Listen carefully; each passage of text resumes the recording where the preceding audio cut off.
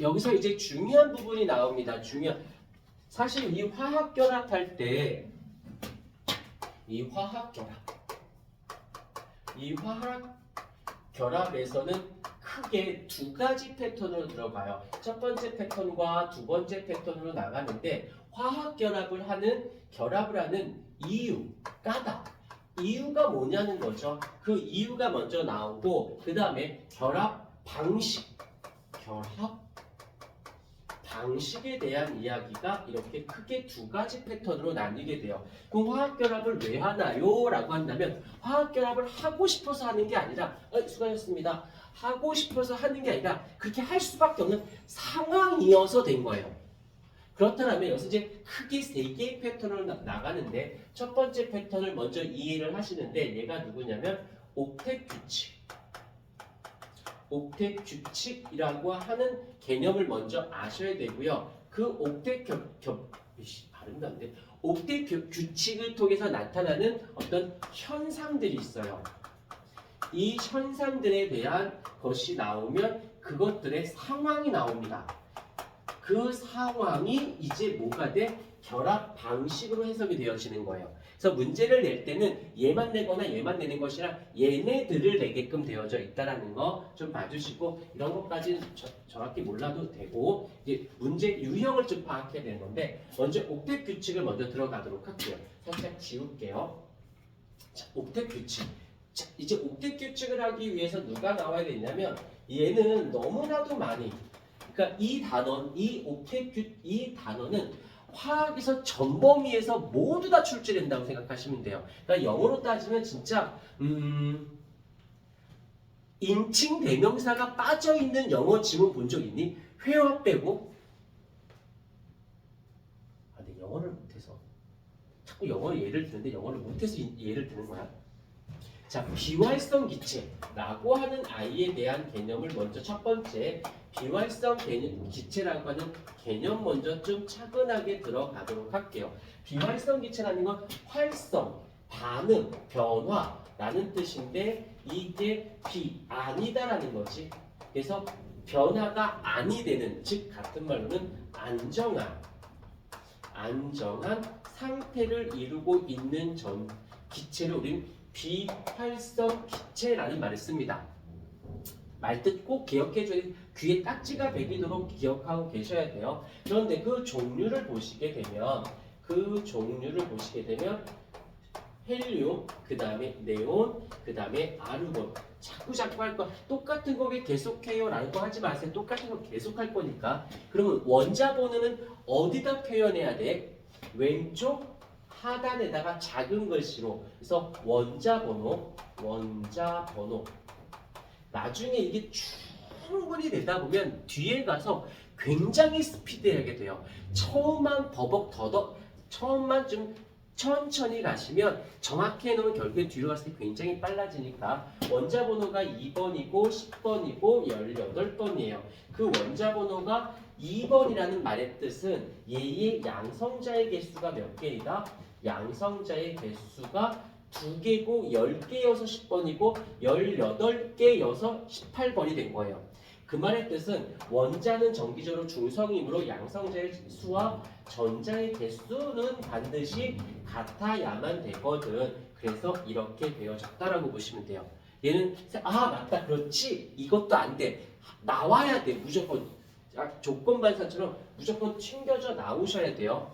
이때 누구냐면 요 전자수가 나왔으니 전자의 개수가 나왔으니 무엇도 나와야 돼? 전자가 어떠한 위치에 되어져 있는지 이걸 위치와 수를 합쳐서 뭐라고 부른다? 아는데 대답 안 하는 거죠?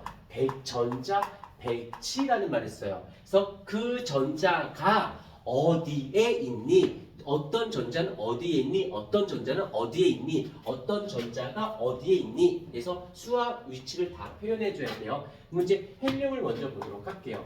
헬륨인 경우 이건 무조건 꼭 기억하셔야 돼요. 예외 없습니다. 이렇게 되어 있으면 N1 첫 번째 껍질 전자가 몇 개? 2개까지 이렇게 들어가서 이렇게 첫 번째 껍질일 때는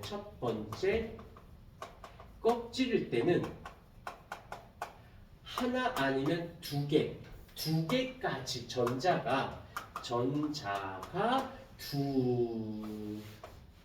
두 개까지 채워 들어갈 수 있습니다. 그럼 들어갔으면 하나 아니면 두 개야. 근데 두 개까지야. 더 이상은 못 들어갑니다. 그러고 있다가 이제 또 누가 됐냐면 네온. 네온은 원자 번호 몇 번? 10번이거든. 그러면 전자의 개수도 10개란 소리야. 그러고 봤더니 첫 번째 껍질에는 전자가 2개 들어갔으니까 더 이상 못 들어가. 그럼 나머지 8개가 있을 거라는 거죠. 그러면 그 8개가 두 번째 껍질. 첫 번째가 N 첫 번째 껍질, N 두 번째 껍질. 얘가 두 번째 껍질이 되어지겠죠. 여기에 있었을 때는 어떻게? 하나, 둘, 셋, 넷, 다섯, 여섯, 일곱, 8개가 되었을 때, 즉 이 전자가 총 8개까지 들어갈 수 있어요. 근데 7개, 4개, 5개, 2개, 1개는 들어갈 수 있지만 8개까지는 들어가지만 그 이상은 들어갈 수 없습니다. 그러면 그 많은 그 다음 전자들은 이 아르곤이라고 하는 18번인데 그렇다는 말은 전자의 개수도 18개라는 소리예요. 첫 번째 껍질에 첫 번째 걸 전자가 2개 들어갔어. 최대로. 더 이상 못 들어가요. 그럼 두 번째 껍질로 가십시다. 하나, 둘, 셋, 넷, 다섯, 여섯, 일곱, 8개까지 들어가면 꽉 찼어. 근데 아직은 지금 10개밖에 안 되는데 18개 있어야 되잖아. 그다음 세 번째 껍질로 가서 N, 둘, 셋, 넷, 다섯, 여섯, 일곱, 8개가 돼서 첫 번째 껍질에는 전자가 2개, 두 번째 껍질에는 2개, 세 번째 껍질에 즉 세 번째 껍질에 어찌 돼? 전자가 총 몇 개까지? 얘도 8개까지. 이러하였을 때 얘가 되던 중요치 않아. 얘가 되던 이렇게만 되면 이러한 상태를 우리는 전자가 꽉 찬 상태에서 안정한 상태, 활성이 하지 않고 혼자 화학결합을 하지 않고 안정한 상태를 이루었습니다. 라고 하고 얘네들은 1쪽부터 17쪽 원소들은 얘가 롤 모델인 거야. 롤 모델. 무조건 얘가 돼. 얘네들은 어떻게? 이와 같은 위와 같은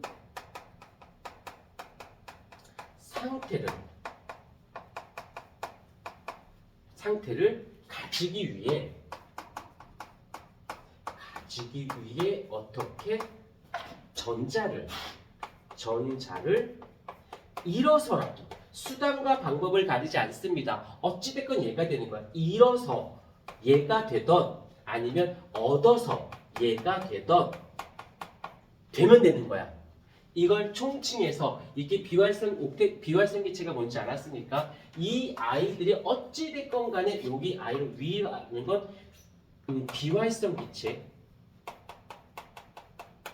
비활성 기체와 같은 상태가 되기 위해서 이런 일을 한다는 거. 오케이, 요 정도는 반드시 알고 이건 자 그러다 보니까 예를 들자 그러다 보니 어떻게 전자를 잃어서 안정한 상태가 될 거야. 얘네들을 우리 뭐라고 부른다? 양이온이 되었습니다. 라고 하는 거. 즉 금속 원소입니다. 라고 한다는 거 정도는 알고는 있지요. 두 번째, 전자를 이번에는 전자를 얻어서 즉 음이온이 됩니다. 다른 말로는 비금속이다 라고 하죠. 이 되어서 얘가 될 거야. 그런데 여기서 전자를 잃어서 양이온이 됐다는 것은 전체적으로 얘가 무슨 전하? 플러스 전하의 성질을 띠게 되어지는 거고 전자수가 얻어서 마이너스인 전자가 더 많기 때문에 얘는 마이너스 전하의 성질을 띠고 있겠지. 오케이. 여기까지가 지금 이유에 대한 여기까지 상황에 대한 이야기가 됐어. 그러다 보니까 자, 일단 옥텟 규칙이 되게 중요해. 옥텟 규칙이 얘가 되고 싶어. 첫 번째. 그런데 양이온하고 음이온을 보십시다. 양이온하고 음이온. 양이온은 전자를 버려서 얘가 될 거고 음이온은 전자를 얻어서 얘가 되는 거지. 하고 됐더니 너 내가 전자를 나 버려서 제가 되고 싶어. 난 전자를 얻어서 얘가 되고 싶어. 그럼 우리 같이 보자. 라고서 결합하려고 하는 게 아니라 하고 났더니 얘가 플러스 전하의 성질을 띠게 되어진 거고 얻다 보니까 마이너스 전하의 성질을 띠게 된 거지. 그래서 너 플러스야? 난 마이너스인데? 그러니까 당연히 어떤 일이 발생해? 이 사이에 인력이 발생하지 않을까? 맞습니까? 이 인력을 우린 줄여서 뭐라고 부른다? 기적 인력이라고 부르는 거예요. 자, 그런데 이 정전기적 인력이라는 말이 아니 플러스 마이너스라는 말이 나오면 인력이 있다는 말을 한다면 꼭 이 단어를 기억하자. 상대적으로 결합력이 어떠하다? 결합력이 세다 라는 거. 그래서 여기 먼저 필기를 좀 이쁘게 좀 해주시고요. 그 다음에 좀 더 디테일하게